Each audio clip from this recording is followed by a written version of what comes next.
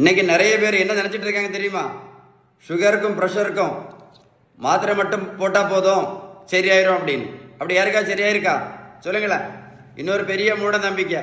நடைபயிற்சி மட்டும் பண்ணால் போதும், சுகர் மாத்திரையை நிறுத்திடலாம், ப்ரெஷர் மாத்திரையை நிறுத்திடலாம், கெட்ட கொலஸ்ட்ரால் மாத்திரையை நிறுத்திடலாம், தைராய்டுக்கு மாத்திரையை நிறுத்திடலாம், இன்சுலின் நிறுத்திடலாம். அப்படி ஒரு பெரிய மூட நம்பிக்கையோடு இருக்கிறாங்க. நல்லா கேட்டுடுங்க சரியா?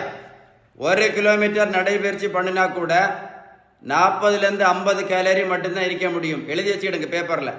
அதனால நடைபயிற்சி மட்டும் பண்ணி எந்த இன்சுலின் நடத்த முடியாது, எந்த மாத்திரை நடத்த முடியாது, இந்த வெயிட்டை கண்டிப்பாக குறைக்க முடியாது.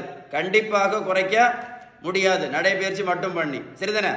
இன்னும் கொஞ்சம் பேர் நம்ம ரைஸ் சாப்பிட்றதுனால தான் சுகருக்கு மாத்திரை போட்டுட்டு இருக்கோம், ரைஸ் சாப்பிட்றதுனால தான் இன்சுலின் போட்டுட்டு இருக்கோம் அப்படின்னு ஒரு மூட நம்பிக்கையோடு இருக்கிறோம். நான் கேட்குற கேள்வி பதில் சொல்கிறீங்களா? சொல்லுவீங்களா? வட இந்தியாவில் அவங்க ரைஸ் சாப்பிடவே மாட்டாங்களே. வட இந்தியாவில் ரைஸ் சாப்பிடவே மாட்டாங்க, என்னைக்காவது ஒரு நாள் சாப்பிடுவாங்க. வட இந்தியாவில் எத்தனை பேர் சுகருக்கு மாத்திரை போட்டுட்டு இருக்காங்க?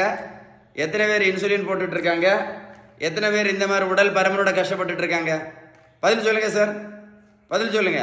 இன்னொரு பெரிய மூட நம்பிக்கை ரொம்ப ஃபேமஸ், வெந்தயம் ஆவாரம்பூ. இது ரொம்ப ஃபேமஸ். இப்போ வெந்தயம் ஆவாரம்பூ, கொய்யா இலை, கிரீன் டீ, மாங்காய் இலை இப்போ ரொம்ப ஃபேமஸ். மாங்காய் இலை, அப்புறம் நெல்லிக்காய் ஜூஸு, நாவல் பழம், அப்புறம் கருவேப்பிலை, கரிஞ்சீரகம். கேள்விப்பட்டிருக்கீங்களா? இதெல்லாம் நல்லது தான், இதெல்லாம் நல்லது தான். நான் என்ன கேட்குறேன் அப்படின்னா, இதெல்லாம் சாப்பிட்ட பிறகு கூட சுகருக்கு ஒரே ஒரு மாத்திரை போட்டுட்டு இருந்த சுகர் பேஷண்ட்டு இப்போ 3 மாத்திரை போட்டுட்டு இருக்காங்களே.